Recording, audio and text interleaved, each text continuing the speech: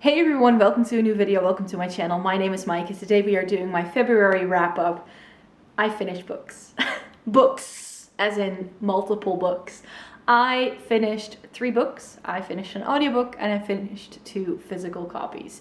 So in today's video, I'm going to chat to you about these and tell you a little bit more, like some insights that I've had about this reading slump that I've been on, and why I'm now already in the midst of finishing up another book. It's not a very big book, but yeah, I pretty much started a book yesterday and already finished it almost. So I think the reading slump is officially abated.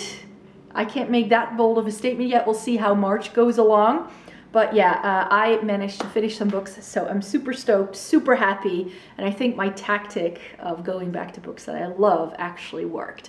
So let me tell you all about the books that I read in February.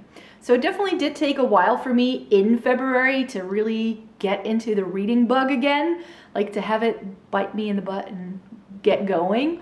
So I definitely didn't read a lot all month. I pretty much finished 2 books in a day. That's what I ended up doing. So I'll start talking about the audiobook because that's the only book that I didn't finish in a day. I actually listened to Charlie Mackesy, I think that's the author's name. The Boy, the Mole, the Fox, and the Horse. It's like a children's book, but it is also sort of like, it's like a fable for everyone from like the age of 8 to 88. That's sort of how it's marketed. And it was just really sweet. I got very sort of Winnie the Pooh kind of vibes from it. And I listened to it on audio because we had some really, really lovely but very cold weather in February. We had snowstorms. We had so much ice that we could actually ice skate on lakes over here. And right now we're in the middle of spring because we already had like our almost like first summer day the other day too, like literally 2 weeks later. Welcome to the Netherlands. In case you don't know, we can go through 4 seasons in a single day, it seems. So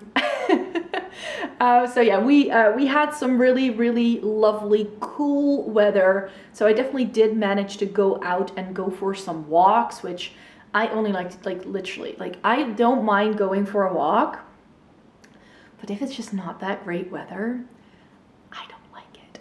So, but yeah, it was nice. It was snowy. It was very white outside. So I went for a walk or 2 and I decided instead of listening to music on my walk, why don't I listen to an audiobook? And then I found this book that as an audiobook is just over an hour. And I thought that's perfect because that's exactly the time span of a walk. So it ended up being a slightly longer walk than I had anticipated. But in the end, I was able to listen to the entire book in one go, and it was just really lovely. I think the author was also the narrator, and because this is like a book with a lot of images, it has more of a production level behind it than it's just a story being read out to you. It's not just these lines of text, but the author also explains how some of his drawings came about that he made for the book, and sort of like the background of it, and why he wanted to write it. And it was sort of like this really nice, very sort of heartwarming hug, which is exactly what I needed. So I do really very much recommend that if you're an adult to not read the book as is, because it is made more so for kids than anything else. In fact, I think I'm going to find the Dutch translation, because I already found there's a Dutch translation in the market, and buy it for my niece who's going to be 4 this month. So I think I'm just going to, buy her that as a sweet little gift, because it's just filled with all these like heartwarming messages, and it's like this little fable about a boy who meets a mole, and they go and have these adventures, and this unlikely bond between these 4 characters is being established. And yeah, it's very, very sweet and very cool. The audiobook had like a bit of a soundtrack to it with little bird noises and like some like classical music that accompanies the story as well. So there's just a lot that went into this thing. It's like this whole like production. It felt more like a radio play than an audiobook, because it's not just someone sitting there and reading it to you. It was more, it really came alive. And even though you couldn't see the pictures, And that's also what the author explains in the audiobook, is to make this audiobook and to make the pictures come alive also for people who can't see, which I think is just so lovely to do it like that. And I think because that was the thought behind it, not to make just a told version of this book, but to make it a told version of this book for people who couldn't experience it on the page. I think that really added to this very lovely, very heartwarming story. It's easy. It's nothing to write home about in terms of its storytelling, but if you just need that sort of warm pick-me-up, I can highly recommend. So that was the first book I'd finished, but I also finished 2 other books. And you guys, I did it. I was actually going to do a reading vlog when reading this, but I forgot to pick up my camera, and then I had already started it and read 100 pages.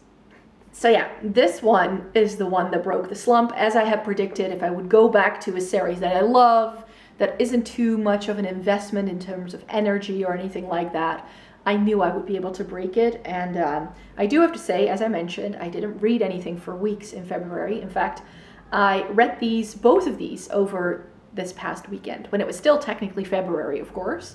So I did finish both of them in February, which I'm super proud of.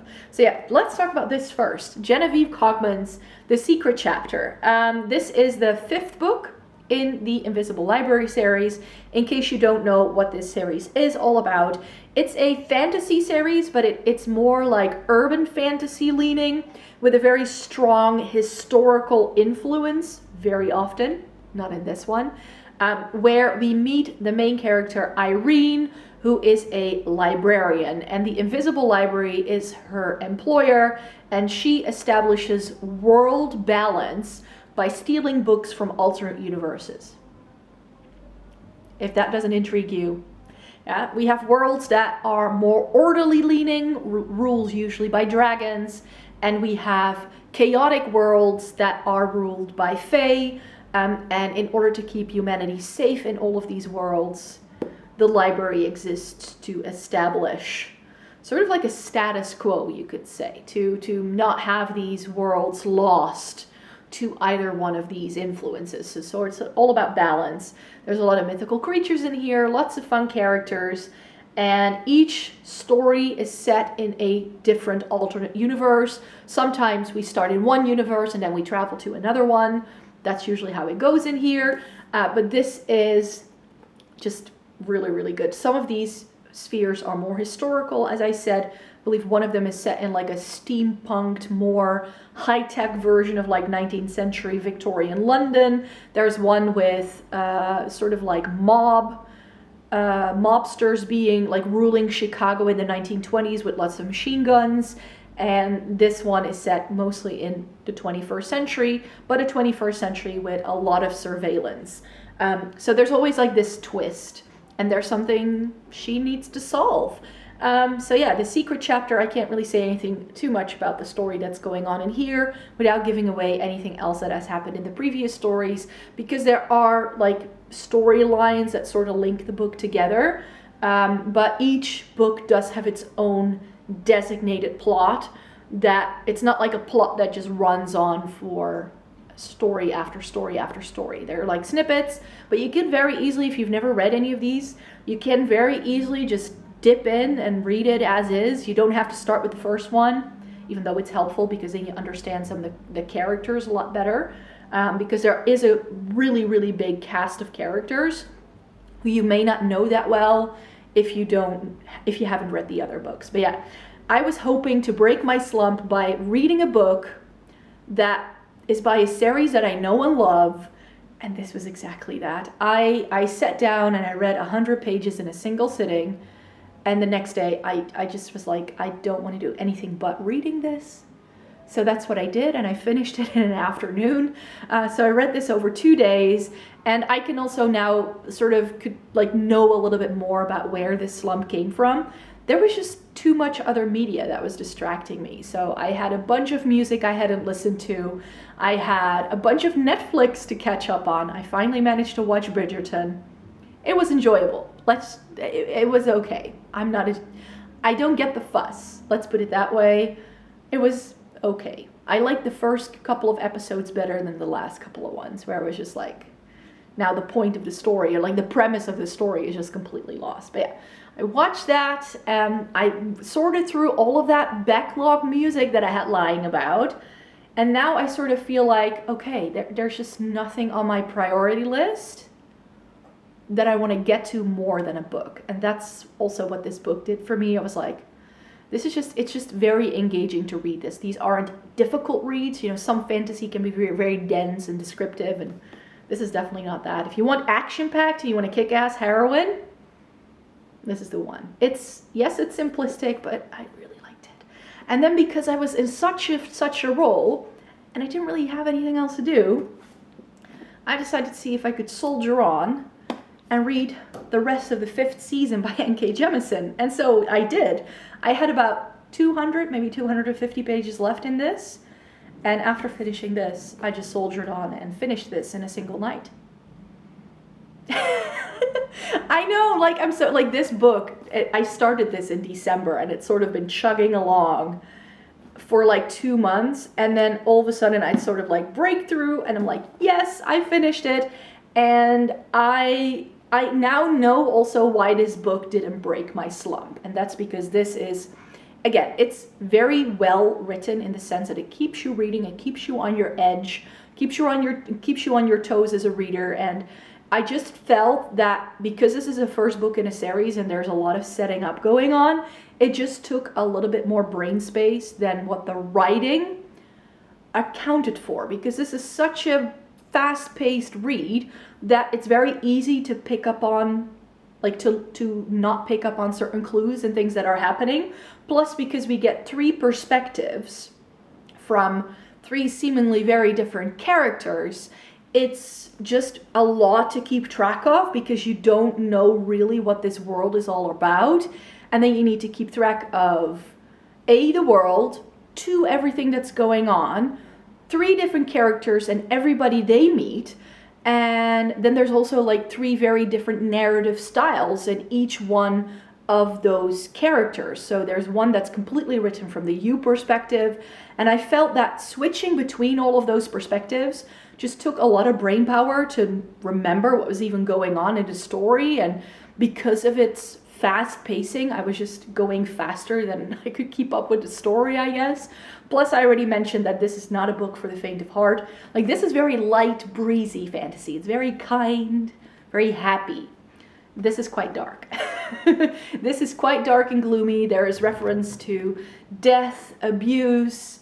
There's just a lot of harrowing, like, this is just quite a harrowing tale, and there's just a lot of pain and gore and all that. But I have to say, in the end, it all works. It came together a lot quicker than I had hoped, because I have mentioned in videos before that I was very afraid that these 3 lines of these 3 different characters, that it would keep going until the cows came home, because I know some fantasy books that do that, and I'm just not a multiple perspective fan. I don't like it precisely because I feel it doesn't allow me to be drawn into the story as much as I'd like. But luckily, within this first book, the 3 storylines are already resolved and come together, so that we hopefully in the second book we get a little bit more focused. That would be lovely. And I do now really want to read the next one, because the way the note that this ended on, I was like, oh my word, it's so clever. Now I get it. I get the hype. It's just that it did take me, because I just, for like 3/4, maybe even more, like not until the very end did it really come together for me. And because I was so left in the dark, I was just like, do I want to? And it just almost felt like it was just dropping evilness and gore and darkness for no apparent reason, because you didn't really know how these events contributed to the character's development. And then in the end, you're like, oh wait, but it does contribute to the storyline, but it just takes a while to get there. So I had never heard anybody talking about this. Everybody just raves about it. Now that I've read the whole thing, I get why people rave about it, but it wasn't an easy read from the perspective of, like, it's not difficult to read. I hope I'm making sense. This is not a difficult book to read, you guys. It's not. It's super fast paced. The language used is not too difficult once you get used to sort of the world and everything that's going on and sort of the terminology that goes with it. That's very easy to pick up on. It was just, I'm someone who sees every book like a puzzle almost, it seems, and I want to make sense of it.